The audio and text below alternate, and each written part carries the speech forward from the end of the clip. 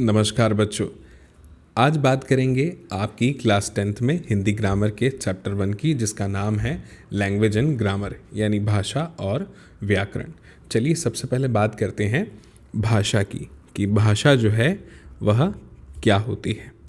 अगर मैं बात करूं भाषा की तो इसके लिए आपको 2-3 बातों का ध्यान रखना पड़ेगा।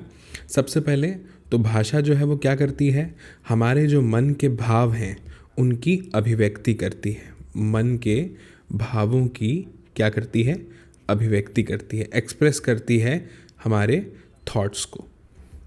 हम जो भी सोचते हैं उसको भाषा ही तो है, लैंग्वेज ही तो है जो एक्सप्रेस करती है।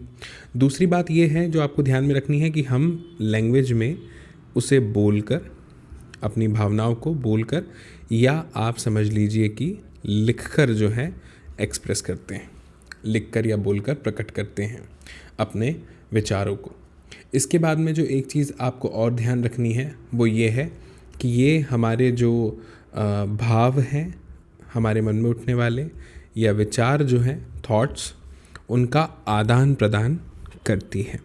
मैं लैंग्वेज की बात कर रहा हूँ, ठीक है। हम एक दूसरे से अपने थॉट्स शेयर कर पाते हैं बिकॉज ऑफ लैंग्वेज, ठीक है। अब देखिए ध्यान देने वाली बात जो है वो ये है कि एक लैंग्वेज जो है, एक भाषा जो है वो होती है आपकी मौखिक भाषा। मौखिक भाषा क्या होती है, जिसे आप मुंह से बोलकर और सुनकर जो है आदान प्रदान करते हैं अपने विचारों का। ये मौखिक भाषा हो गई, मुंह से बोले जाने वाली भाषा है ना। इसे आप बोल सकते हैं, सामने वाला सुन सकता है। एक होती है लिखित भाषा। लिखित में क्या होता है, आपको अपने थॉट्स को लिखना है और सामने वाला उसे सुनेगा नहीं, पढ़ेगा, ठीक है। तो ध्यान दीजिएगा कि लिखकर या फिर पढ़कर जो लैंग्वेज इस्तेमाल की जाती है उसे हम लिखित भाषा कहते हैं। और ये जो है ये लैंग्वेज का सबसे ज़्यादा स्थायी रूप होता है। लिखी हुई बात से थोड़ी पलट सकते हैं आप, है ना। किसी को कोई बात आपने बोल दी, बाद में आप पलट भी सकते हैं, लेकिन लिखे हुए को आप नहीं बदल सकते, राइट, ठीक है। अब हम आगे बढ़ते हैं। देखिए नेक्स्ट है भारतीय भाषाएं, है ना, समझिएगा। भारतीय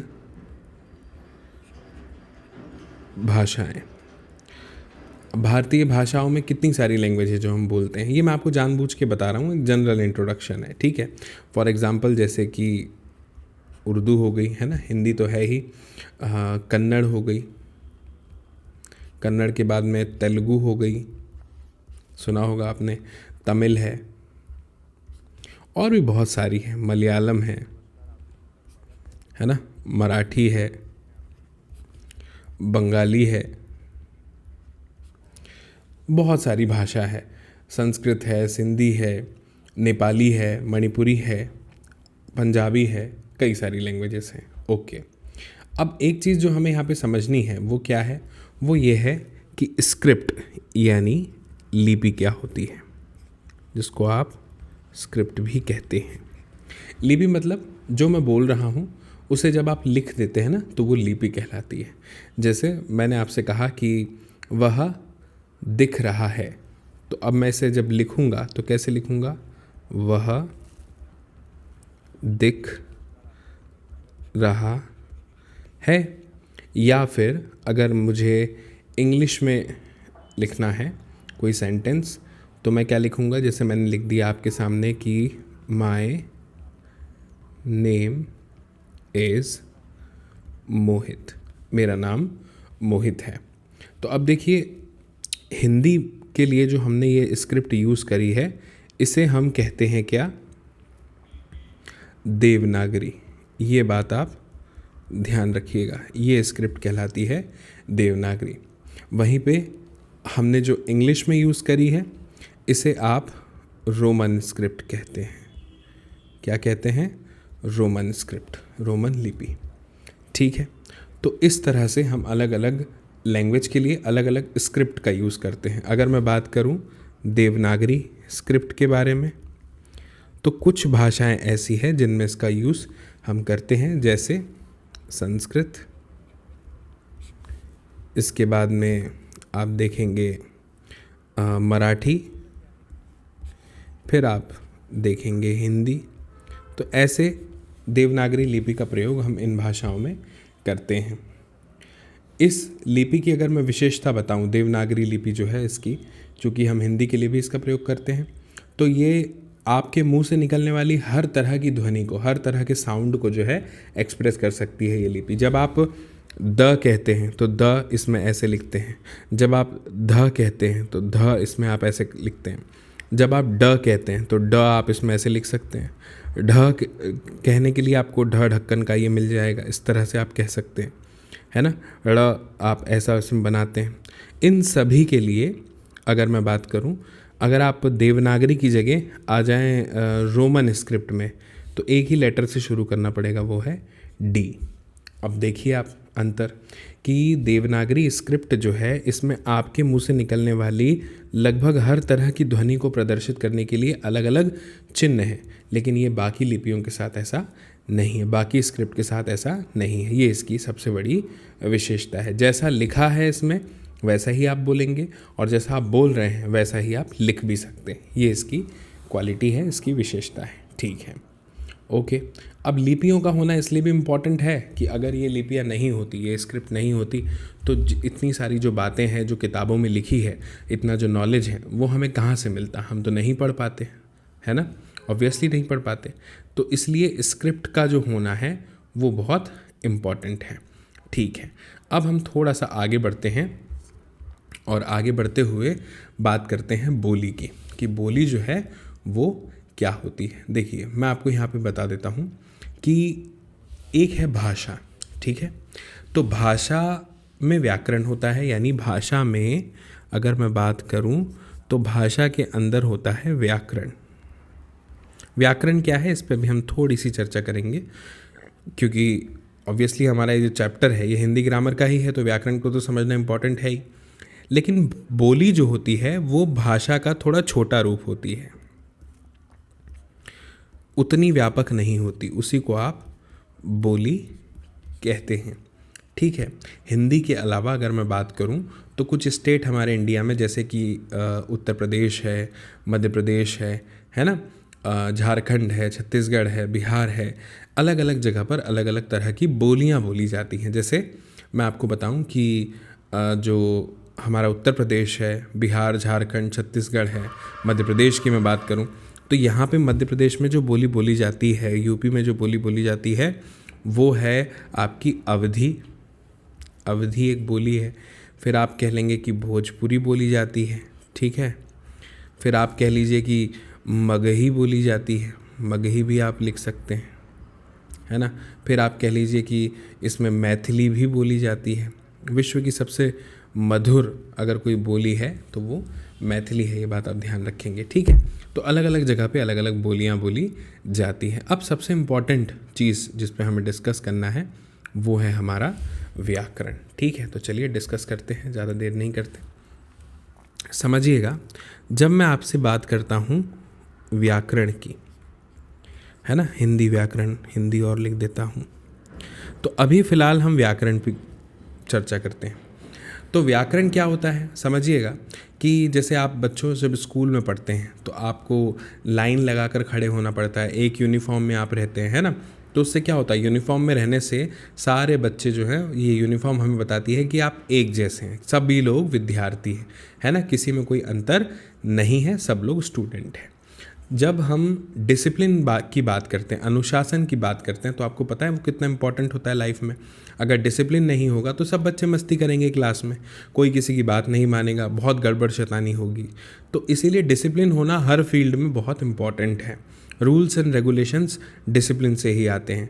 तो डिसिप्लिन जो है वो चीज़ों को सुधारता है, उन पे अपना कंट्रोल रखता है। तो ऐसे ही जब मैं बात करता हूँ कि भाषा जो है, भाषा में जब हम डिसिप्लिन की बात करते हैं, यानी भाषा में जब हम अनुशासन की बात करते हैं, डिसिप्लिन को हिंदी में कहते हैं अनुशासन की हम बात करते हैं, तो हम बात करते हैं व्याकरण की। व्याकरण और कुछ नहीं है, ये भाषा में अनुशासन पैदा करता है।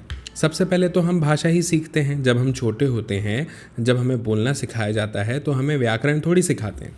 लेकिन ध्यान दीजिएगा कि जो व्यक्ति सिर्फ भाषा को सीखता है उसे आप पढ़ा लिखा नहीं कह सकते। पढ़ा लिखा कहने के लिए भाषा को लिखना आना चाहिए, बोलते आना चाहिए, पढ़ते आना चाहिए, और सबसे इम्पॉर्टेंट है कि उसमें अशुद्धियाँ नहीं होनी चाहिए। तो उन अशुद्धियों की रोकथाम के लिए जो है, जो चीज़ का हम प्रयोग करते हैं, जिस फिनोमिना का, उसे हम ग्रामर कहते हैं, व्याकरण कहते हैं। ठीक है, तो व्याकरण मतलब क्या है? शुद्धता से बोलना, भाषा को पढ़ना, लिखना, इसकी जानकारी देने वाला एक, आप कह लीजिए कि शास्त्र है, उसे आप व्याकरण कहते हैं। अब अगर मैं व्याकरण की बात करूं तो व्याकरण के ना कुछ प्रमुख अंग हैं। ठीक है, क्या है व्याकरण के कुछ प्रमुख अंग हैं, थोड़ा समझिएगा ध्यान से। व्याकरण में हम सबसे पहले अगर किसी की बात करेंगे तो वो वर्ण की करेंगे। वर्ण के बाद में हम बात करेंगे शब्द की, क्योंकि वर्ण से मिलके ही शब्द बनते हैं। शब्द के बाद में हम बात करेंगे वाक्य यानी सेंटेंस की, और वाक्य के बाद में हम बात करेंगे पद। ठीक है, तो समझते हैं क्या क्या होता है। देखिए, एक छोटा सा अगर मैं इंट्रोडक्शन दूं आपको यहाँ पे, अगर बताना चाहूँ कि ये क्या क्या है, तो अगर मैं वर्ण के बारे में बताऊँ आपको, तो ये क्या है कि वर्ण का मतलब आप देखेंगे कि जो अक्षर हम पढ़ते हैं ना, जैसे कि क हो गया, ख हो गया, अ हो गया, ये तमाम जो हैं वर्ण में आते हैं। ठीक है, वहीं पे फिर हम शब्दों की बात करते हैं, इनसे मिलकर के शब्द बनते हैं, जैसे कि राजा, ये एक शब्द हो गया। ठीक है, इस शब्दों से मिलकर के वाक्य बनते हैं, है ना, जैसे वह आम है, इस तरह से।